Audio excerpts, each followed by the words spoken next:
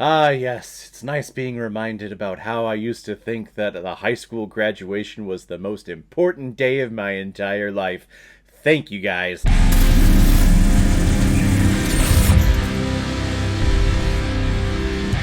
Waning Poetic, which is an independent feature and a screener that was sent over to me, which I'm totally excited about. Love getting screeners. Doesn't happen very often, but when I do, I fully embrace it, and I appreciate the creators who take the time to see my channel and go, hey, let's send it over to Caleb on Caleb Watches Movies. So thank you very much to the director, George Massimio, who's also directed such films like It's Love, Bro, Muta Frigas, There's Always One, and Enjoy Yourself. And this film is starring Thaddeus Plezia, Sophia Dean, Cassie Kufner, Max Rubrum, Joe Bono, Gianna Cazaza, and T. Patrick Shore. And he tells me that this film hasn't been released yet, it hasn't even been submitted to festivals yet, so hopefully it does start hitting the scene sometime over the summer, and that the hard work of this director slash writer, George actually wrote the thing too, and all of these actors and everyone involved in the creative process, they get their nice debut and the nice recognition that they absolutely deserve. Waning Poetic follows a small group of students who on their graduation day try to find a little solace in their life and make their way to an old janitor's closet. But what they come to realize is that everyone who finds their way into this closet is from a graduation day from a different decade. So these students spend an hour and a half reminiscing about all the thoughts and everything going on in society during their time, determine which one is better and which one is worse, and contemplate how they can get out of the janitor's closet alive and hopefully not end up dead. So the feel of this film feels very independent. This is a very independent feature. It kind of feels like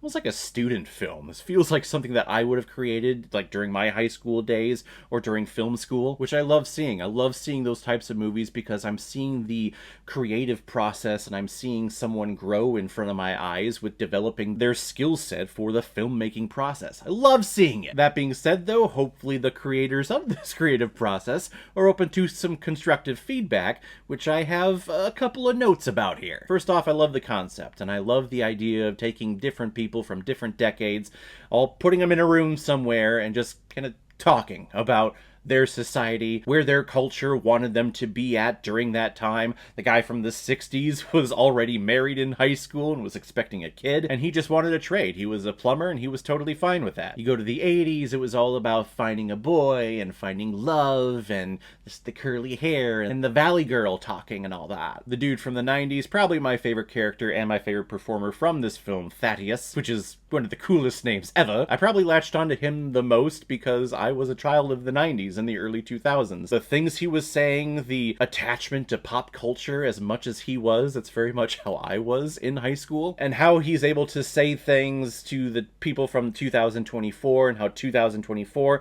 just get offended by everything that the dude from the 90s says. It's very much like my life. Like, wait a minute, this was fine 20, 30 years ago, but now here in 2024, everyone's offended by everything? Even though you use social media to post these different pictures, but I can't look at them and make comments because that's sexist or whatever? Okay, whatever. The use of social media was a great little topic of discussion in this movie, and I love how they all were like, what? This doesn't make sense. Why the hell would you fucking do this? Because you look at social media now, what we're doing right now, does it really make sense to post everything about your personal life to the public, but then take offense to everything when people in the public see that and go like, ew, that's gross. Social media is just terrible. It's awful. It's terrible. So the concept here I think is really great, and I love the performance, especially from Thaddeus, who is our 90s little boy. The dialogue, though, and the story are the biggest issue of this film, because it feels like this is an hour-and-a-half film, and from what these people said and the conclusions that they came to, this could have easily been 30 minutes. There's a lot of stop and starting when it comes to dialogue and the realization that these characters are trying to make. Several times, the characters are trying to figure out, hey, if we leave through that door, will we die, or what will happen? And they start brainstorming ideas, but then someone will bring up a pop culture reference, like Back to the Future or Terminator, and then they go on a little rant there. They talk about Star Wars, and now there's prequels, and the prequels were actually okay, but then the sequels, they're kind of hit and miss. And they spend like 2 minutes on that, and then we go back to to where we were originally talking about the door and what would happen if we leave. Clark from 2019 comes in, who apparently knows a lot of the things, and he spends most of his time, and I'm not kidding you, like 20 to 30 minutes, kind of saying like, oh, it's so great, but I want to tell you things, but I can't. It drove me absolutely fucking crazy. Oh my god, just say the things. And if you can't say the things, don't say that you want to say the things because you can't say the things. Alright? You're being very fucking annoying. And the script ideas, like the outline, I'm sure looked really good on paper when it was being generated and when it was going through the editing process. But the dialogue that followed it, I'm just not a fan of. I think it was more about, hey, let's take the popular phrases and things that were being said during each decade and find a way to shove them in here. But in terms of using the dialogue to propel the story forward and to move our characters from one place to another, this film is just stagnant. And then on top of that, the blocking in here, it reminded me of my high school days when you're learning the craft of acting and the director puts everyone out on stage and everyone just stands in a line and they all start performing and doing their dialogues in the show. And as an audience member, you look and you go, wow, that's just one big dialogue line. Just look at that. Almost kind of like a semicircle, and everyone's cheating at a 45-degree angle so that the audience can see, but then also the actors on stage can see. And it's a little staging trick. That's all what this movie is. It's people standing in a semicircle, and then we need to change things up, so let's go sit in a circle. And now Clark is here, so let's form two different lines to where we're facing him. It's a whole bunch of lines. It's a whole bunch of people standing in line.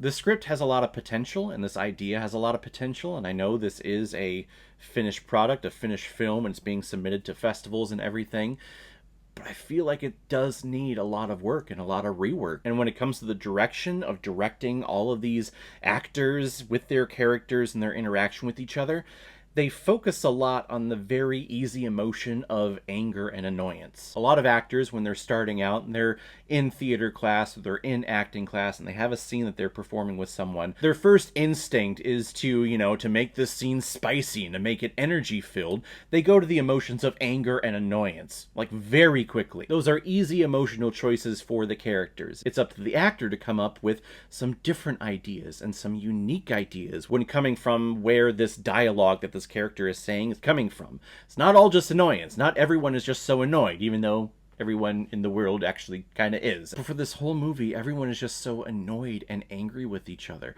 And yes, a character can be angry and annoyed, but not the entire time. There has to be fluctuation in emotion, or else as the audience member, I'm just listening to a bunch of people bitch and complain about each other for an hour and 30 minutes.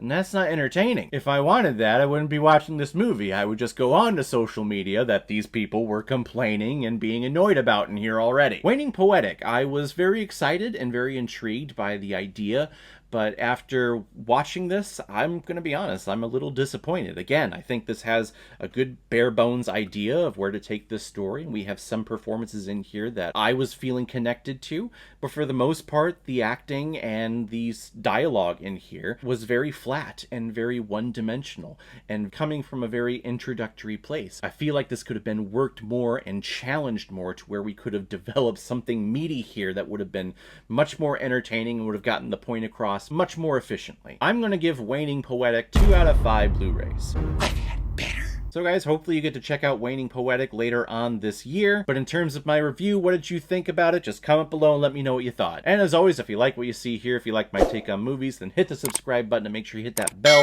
See you the next time I release next movie review. So guys, I will see you next time on the channel. But in the meantime, be well, be good to each other, and go watch a movie.